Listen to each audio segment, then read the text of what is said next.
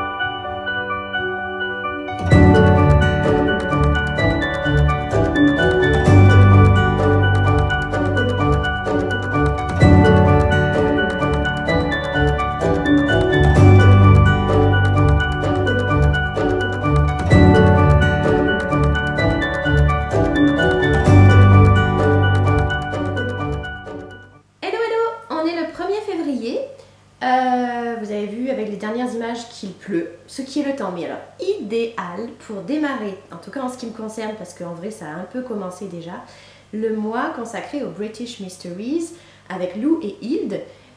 Chaque année, pour moi, c'est le mois de février qui est consacré à ce type d'ambiance, donc tout ce qui est enquête, détective, Agatha Christie, brume dans les Landes, légendes surnaturelles, apparitions fantastiques, cozy mysteries, du thé bien chaud avec du cake aux pépites de chocolat comme celui d'hier au goûter. Bref, c'est le temps parfait. Du coup, dans les images tournées pour la journée d'hier, vous avez peut-être repéré quelques allusions semées par-ci par-là, parce que bah oui, chez nous on est friands de cette ambiance-là et on adore tout ce qui touche au Royaume-Uni, donc là on est dans notre élément, que ce soit Totoro ou moi d'ailleurs.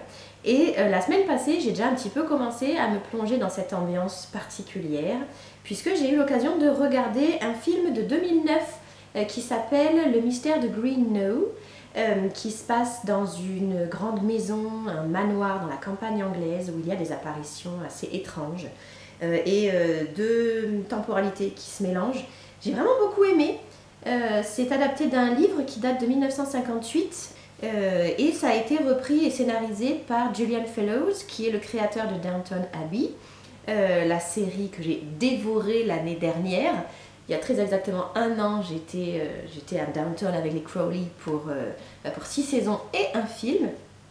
Comme la série est sortie l'année d'après, en 2010, on retrouve déjà dans le film une bonne partie du casting. On retrouve plein de visages connus. Alors je ne sais pas si le tournage avait déjà démarré et Julian Fellowes s'est servi de ses acteurs, ou bien s'il a vu là que la sauce prenait bien et qu'il les a repris après pour son feuilleton. Je ne sais pas dans quel sens ça s'est passé, mais en tout cas j'ai beaucoup aimé l'ambiance gentiment ectoplasmique et puis Maggie Smith, quoi. Voilà.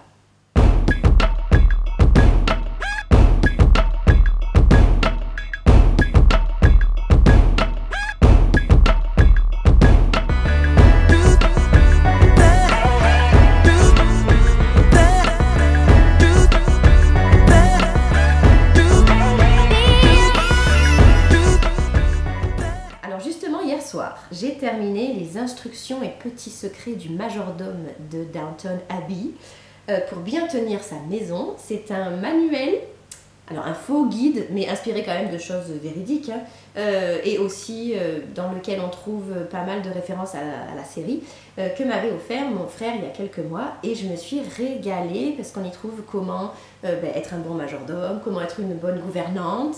Et puis voilà, on retrouve toute l'ambiance surannée de cette époque-là, le côté très chic, comment mettre en valeur la famille pour laquelle on travaille, en quoi consiste chaque mission, chaque tâche, chaque poste. Et voilà, donc ça pour se plonger dans l'ambiance aussi, il n'y a pas mieux, c'était... Préparation de bagages, entretien de fourrure, placement des invités à table, vous saurez tout, avec Mrs. Patmore, que je vous ai pas filmé là, avec Anna, avec Mrs. Hughes, la gouvernante en chef et ses fonctions, et Carson avec son fameux vin à décanter. Et comme on est le 1er février et que je suis un petit peu sadomaso sur les bords, je me fixe un challenge dans le challenge. Je sais pas du tout si je vais réussir à le tenir, mais j'ai dans ma pile à lire, vous l'avez vu dans la première vidéo, un roman offert par mon frère, toujours lui, décidément, qui s'intitule Les 7 morts d'Evelyn Hardcastle de Stuart Turton, que j'ai vu passer sur plusieurs blogs ces derniers mois et qui m'a fait diablement envie. Donc on est en plein dans une enquête policière, un peu là, parce que j'ai cru comprendre à la Cluedo, quoi. Et comme il y a 7 morts, ben, je me fixe comme objectif de le lire en 7 jours. Donc on est le 1er, ça veut dire que le 8, lundi prochain, il faut que je l'ai terminé. Sachant que c'est un bon petit pavé hein, quand même, il fait très exactement, il comporte 595 pages. Donc voilà, on est quand même sur du lourd. Sachant qu'en plus c'est peut-être pas la bonne semaine parce que j'ai un rendez-vous de parents en vrai, un rendez-vous téléphonique, 1, 2, 3 paquets de copies qui vont tomber dans les jours qui viennent. Alors je sais pas si j'ai l'idée du siècle là, mais on va faire au mieux. Voilà. Donc allons-y, on va voir. Me voici dans un autre endroit, je suis dans mon fauteuil, pas de détective mais presque. Voilà. Les aléas du direct, c'est que j'ai été confrontée subitement à une panne de batterie. Donc, me revoici. En plus, j'ai été coupée juste au moment où j'étais en train de commencer à vous lire la 4e de couverture. Oh, plus de batterie. Un premier mystère se profile déjà. Alors, voici ce que nous dit l'éditeur. Prêt pour un plaisir de lecture comme vous n'en avez pas connu depuis longtemps? Bien sûr. Mixé Agatha Christie, Downton Abbey, et le film Un jour sans fin, dont on est fan en plus, donc c'est cool. Voici le roman le plus divertissant de l'année. Ce soir à 23 h, Evelyn Hardcastle va être assassinée. Qui, dans cette luxueuse demeure anglaise, a intérêt à la tuer? Hayden Bishop a quelques heures pour trouver l'identité de l'assassin et empêcher le meurtre. Tant qu'il n'est pas parvenu à ses fins, il est condamné à revivre sans cesse la même journée, celle de la mort d'Evelyn Hardcastle. Tout un programme. Alors là, ce matin, vu qu'il est déjà 11 h, je vais monter ce que j'ai filmé ce matin et puis je vais aller chercher le loustic à l'école. Ensuite, cet après-midi, je travaille. Mais par contre, je projette de vous filmer un petit journal de lecture toute la semaine pour vous montrer un peu l'avancée de mon challenge, la progression de mon défi complètement fou. Souhaitez-moi bonne chance. Et puis pour le bilan final, on se retrouve, sans que j'en dévoile trop bien sûr, lundi prochain. D'ici là, je vous souhaite une bonne semaine et puis suivez-moi encore si le cœur vous en dit. À plus tard. Ciao, ciao.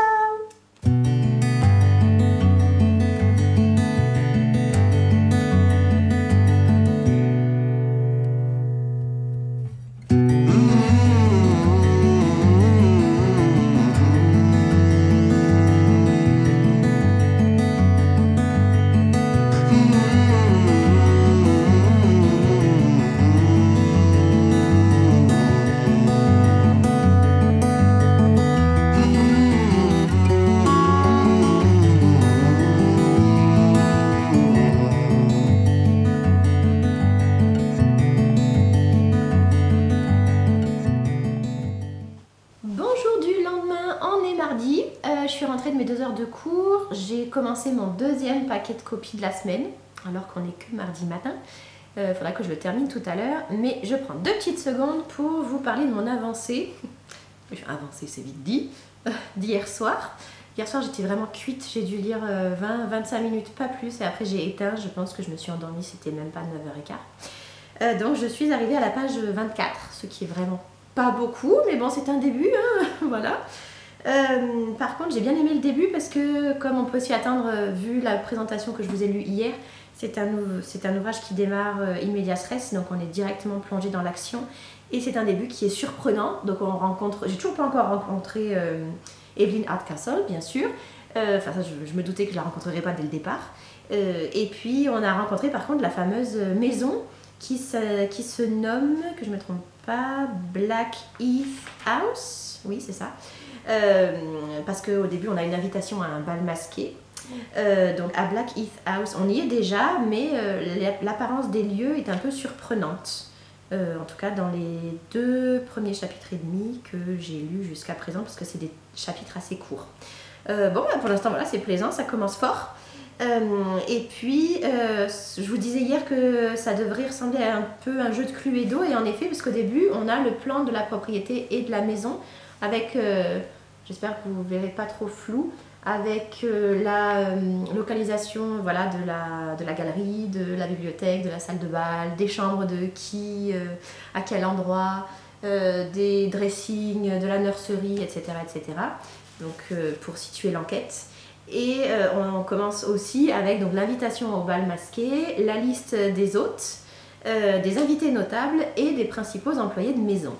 Donc on a un petit peu la liste des personnages, la distribution que nous allons suivre dans le reste du récit. Là c'est 11 h, donc je ne vais pas manger tout de suite. En plus je suis toute seule, donc je mangerai un petit peu plus tard. Je vais un peu avancer dans ma lecture, et puis après, pour accompagner mon repas, j'ai retrouvé dans mon ordinateur un documentaire qui nous plonge dans les lieux de tournage de Downton Abbey. Merci Chocobro, encore une fois.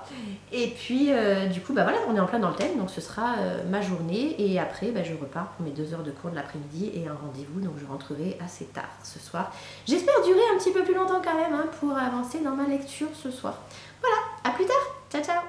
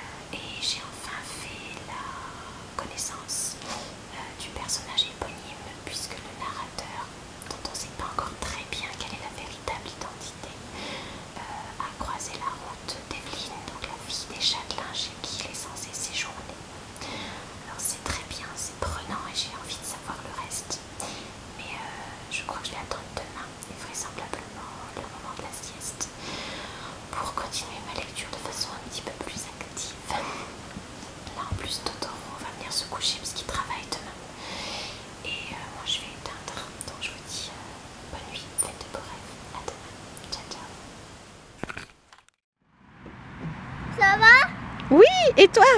Oui, moi ça va. Petit coucou du parc qui est juste à côté de la bibliothèque. On a rendu 2 livres et on profite du beau temps.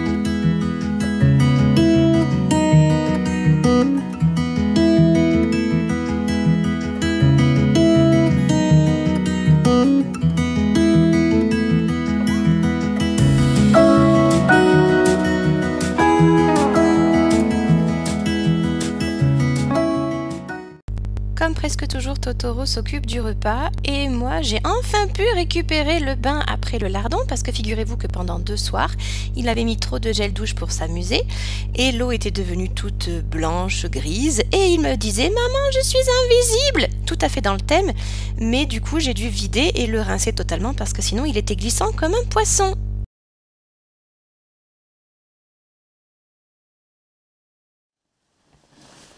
Bonjour. On est jeudi midi, enfin 1h moins le quart. Après avoir rentré mes notes, rentré mes compétences, fait 4 heures de cours, j'ai quitté mon collège du matin pour aller vers mon collège de l'après-midi. Alors en vrai, entre les deux, j'ai 25 minutes de route, hein, c'est pas énorme. Donc je pourrais manger et faire une pause une fois que j'arrive dans l'établissement de l'après-midi. Mais bon, j'avais pas envie de manger dans la salle de classe. Et puis surtout, j'ai porté mon roman parce que hier soir, je suis contente, j'ai bien avancé. J'ai filmé 21h38 si mes souvenirs sont bons, mais en fait j'ai continué encore un peu. J'ai continué à lire jusqu'à au moins 10 heures. Je pense que j'ai fini à 10 heures. Donc là, j'en suis à la page 186 et l'intrigue devient vraiment super intéressante. Elle est devenue très tordue, alambiquée, avec des points de vue qui se croisent. Mais comment dire, c'est demandé, c'est impliqué par le scénario. Donc vraiment c'est très bien ficelé, c'est prenant, c'est voilà, j'ai envie d'avancer. Donc si je...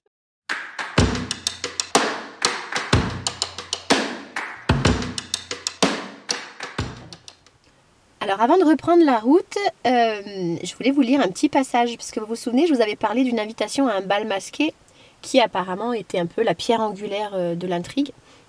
Et là j'y suis. Enfin, j'y suis à la première évocation, et si je dis ça, j'en dévoile pas trop, puisque je vous ai lu la 4e, donc vous savez à quoi vous attendre. Donc la première évocation de ce bal, et je sens qu'il va se passer quelque chose.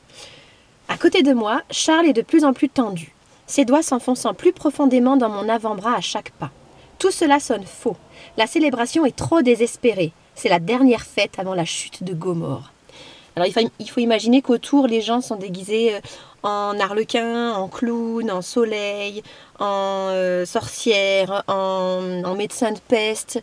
Alors, il y a une ambiance extrêmement survoltée, la tension monte, on sent que voilà, il y a des regards qui se croisent, des faux semblants, il y a des pièges qui se tendent, on s'observe, et c'est sûr que là, voilà, il va se passer un événement important.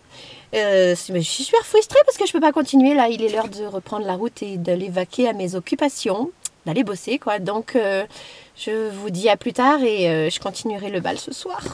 À bientôt. Un écho très fort je trouve avec cette merveilleuse chanson de Kate Bush qui date de 85 sur l'album Hounds of Love. Je vous mettrai le lien en dessous parce que les détecteurs de YouTube sont là. Petit coucou du vendredi matin, je vais partir au travail dans 5 minutes. Le lardon est déjà déposé chez la nounou pour qu'après elle le conduise à l'école. Hier soir j'ai capoté assez tôt. Je suis épuisée en ce moment, vraiment, donc j'avance pas vite. Je suis quand même arrivée à la page 220 entre ma pause déjeuner d'hier et les quelques pages d'hier soir.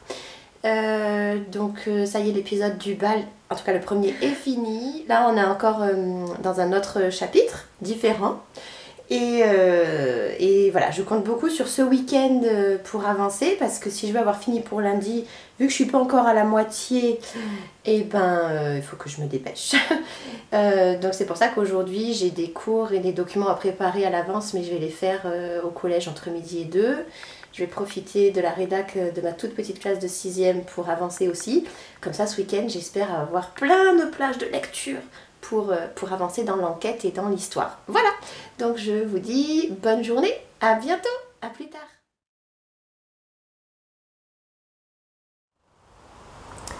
Bonsoir, il est presque 10 heures et la journée a été super productive. Moi j'ai fait 6 heures de cours, mais comme j'avais 2 classes qui devaient pas mal écrire aujourd'hui, pendant que les élèves travaillaient, moi je corrigeais des copies, donc j'ai pu pas mal avancer de ce côté-là. Puis entre midi et 2, comme prévu, j'avais pas mal de documents et de choses à caler, donc ça, tout est fait, ce qui fait que ce week-end je suis à peu près disponible pour avancer dans mon défi. Ce soir c'était au tour de Totoro de coucher notre fils, donc pendant qu'il le couchait, moi j'ai monté les quelques vidéos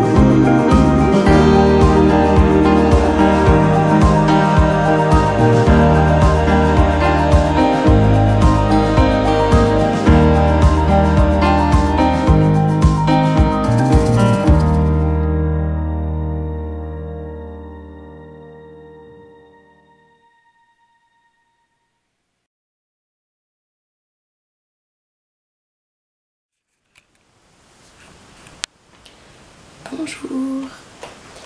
C'est trop bien. Et plus on approche de la fin, plus c'est captivant, évidemment. Donc comme j'étais réveillée tôt parce qu'il pleut énormément et c'est la pluie qui m'a réveillée, ben, j'en profite. Je crois que je vais finir aujourd'hui, je pense. J'en suis à la page 461, donc en gros il me reste 130 pages. Et je pense que je vais les dévorer.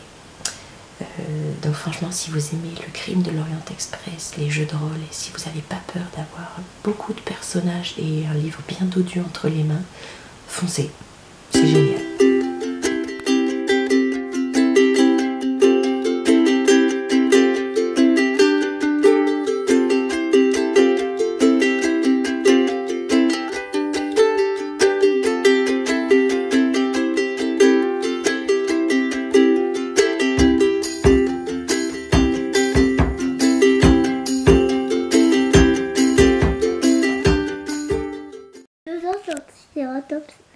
Moi je vais dans la grotte.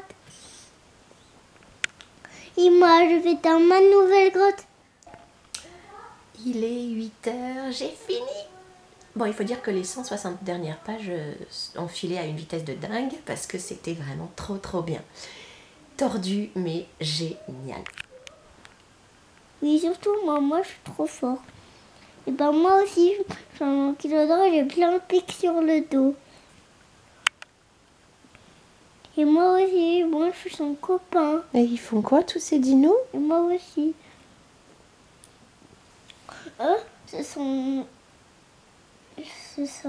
les tous plus forts. Et ils défendent qui? La nounou. La nounou. Ça a porté Jurassic Park.